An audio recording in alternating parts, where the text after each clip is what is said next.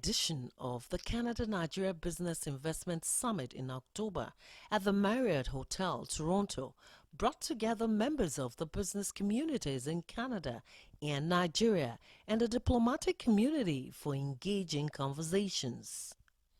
They deliberated on the business opportunities in Nigeria, the incentives and enabling environment created by the federal government for foreign and local investors. The High Commissioner of the Federal Republic of Nigeria, Adeyinka Asekun, is always ready to inform the world about the opportunities for investors in Nigeria, especially in the non-oil export sector. He gave a detailed account of the current level of trade between Nigeria and Canada, which some business analysts describe as excellent. However, the High Commissioner says the volume of trade can go higher given the business climate and opportunities at various levels of government. Nigeria remains the largest economy in Africa and the country with the largest population. And I believe the whole business of deeper commercial ties between Nigeria and Canada is something that is to be pursued. I've always believed that the volume of trade and investment between Nigeria and Canada can be much more than what it is today. 2021, the volume of trade between the two countries was $2.67 billion. But if you put things in context, it could be a whole lot more. And I think by the time you profile the nature of that trade and look at the components and the structure of what the two countries are dealing with, a lot more can be done. So we believe that there's room to take Canada-Nigeria trade from where it is to a much higher level. And I believe that engagement like this seek to make that happen. As a developing economy, we have the right resources and the economic fundamentals to occupy that place. And also to guarantee that anybody that invests in the country is guaranteed a reasonable rate of return, a very attractive one compared to other markets all over the world. That can be checked out. Take, for example, the ICT sector, which is driving the fintech revolution in Nigeria.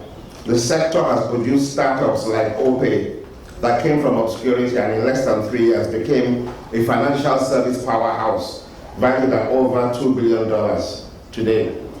Also, Nigeria has a very vibrant tech sector.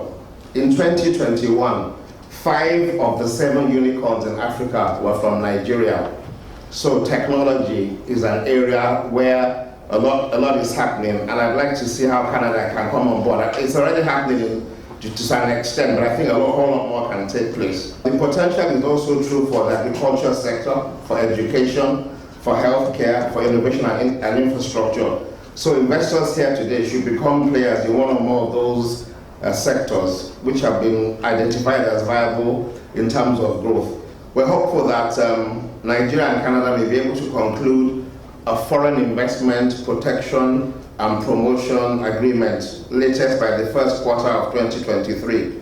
This will enhance the prospects of trade and investment between our two countries. The FIPA gives Canadian investors in particular a lot of comfort in terms of dealing with Nigeria or with any country for that matter. Working closely with the Canadian High Commissioner to Nigeria, Ambassador Jamie Christophe, and the Deputy High Commissioner, Ambassador Teshome Nkrumah, I believe a lot more can be accomplished as we tackle head-on the important work that needs to be done. Canada's High Commissioner to Nigeria, James Christophe, emphasized the crucial leadership of Nigeria in the sub-region and on the African continent. He also spoke about the collaborative efforts of Canada and Nigeria to create a firm enabling environment for trade. The Government of Canada is working with our Nigerian partners on the trade policy front to enhance market access and create an enabling environment for business to flourish. We recently finalized negotiations on an air transport agreement and hope to ratify it soon. This will make travel between the two countries obviously a lot easier and strengthen people-to-people ties, and will be certainly a real game changer. After a long hiatus, technical discussions on establishing a foreign investment protection agreement have resumed. This agreement will certainly help increase the flow of investment And I know this will make a tremendous difference once we get this over the line. We are also making progress on sanitary and phytosanitary certification, and that will certainly improve trade in livestock. As mentioned earlier, Nigeria is Canada's largest trading partner in Africa. Its young, entrepreneurial population offers untapped opportunities for Canadian companies. I can attest to the facts. My second time in being posted in Nigeria, there is tremendous human talent in this country, amazing intellect, amazing drive, and it's really important that Canadian companies be exposed to that and try and build the bridges to take advantage of that to mutual effect.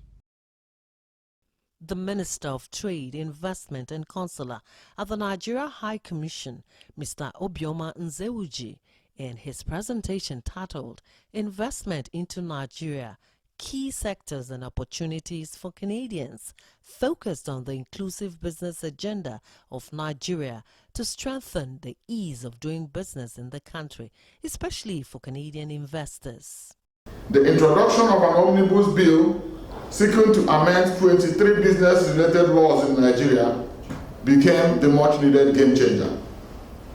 The overall benefits of the bill includes ensuring efficiency in public service delivery in terms of time, cost and procedure for doing business, improving transparency, removing outdated provisions from relevant laws, and providing incentives to encourage micro, small, and medium enterprises participation in business, among other things. Over the past 5 years, the business regulatory reform agenda has taken on an inclusive approach with the involvement of the federal and state governments in the design and implementation of reform initiatives. Nigeria, at the moment, has moved up 39 places in World Bank rating for doing business. Nigerian Canadians excelling in Nigeria shared their stories, dwelling on potential new markets in Nigeria and Canada, risk profile, priority industry sectors, and what it takes to excel in the business sector in Nigeria.